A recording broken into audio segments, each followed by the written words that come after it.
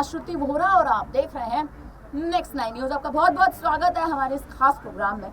बात करने जा रहे हैं आज मायावती की और मायावती से जुड़े मायावती की पार्टी के उन तमाम कार्यकर्ताओं की जिन कार्यकर्ताओं ने हाल ही की एक रैली में इतना आक्रोश दिखाया मायावती पर, बीएसपी पर, आकाश आनंद पर कि अब कहीं ना कहीं मायावती को मजबूरन ही सही लेकिन कयास इस प्रकार के हैं कि मायावती को अब आकाश आनंद को वापस अपनी पार्टी में लेना पड़ेगा।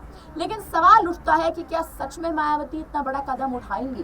क्या सच में मायावती आकाश आनंद को अपनी पार्टी में यानी बीएसपी में वापस से वो पद सौंपेंगी जिस पद से मायावती ने उन्हें निष्कासित किया था, जिस पद से मायावती ने उन्हें हटा दिया था?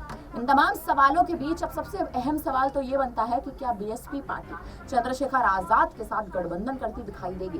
क्योंकि एएसपी के साथ गठबंधन के तमाम तरह के कयास जो थे वो एक तरह से सुर्खियों में बने हुए थे कि मायावती आकाश आनंद के साथ, आकाश आनंद के वजह से चंद्रशेखर आजाद के साथ गठबंधन करती दिखाई देगी। लेकिन अब मुद्दा ये बनता है कि मायावती ने अगर लोकसभा चुनाव के अंतिम चरण से पहले ऐसा किया तो उत्तर प्रदेश का राजनीतिक समीकरण बदल जाएगा। आपको याद दिला दें कि एक समय पर मायावती उत्तर प्रदेश की मुख्यमंत्री हुआ करती थी। उस वक्त मायावती का नाम सबसे ज्यादा सुर्खियों में रहता था और उस वक्त मायावती का जो चेहरा था वो दलित समुदाय के लिए सबसे प्रमुख और सबसे अहम चेहरा माना जाता था। लेकिन अब कहीं ना कहीं एक तरह से वो सभी कयास जो है उन सभी कयासों पर पानी फिर चुका है, उन सभी मुद्दों पर पानी फिर चुका है, क्योंकि मायावती के हाथ से सीएम कमान एक लंबे समय से छीन ली गई है। लेकिन अब जिस प्रकार से इस लोकसभा चुनाव में मायावती ने कहीं ना कहीं एक ऐसा कदम उठाने की कोशिश की कि आकाश आनंद को बीएसपी का मुख्य कोऑर्डिनेटर का पद सौंप दिया, लेकिन आकाश आनंद ने शायद वो पद ढंग से नहीं संभाला।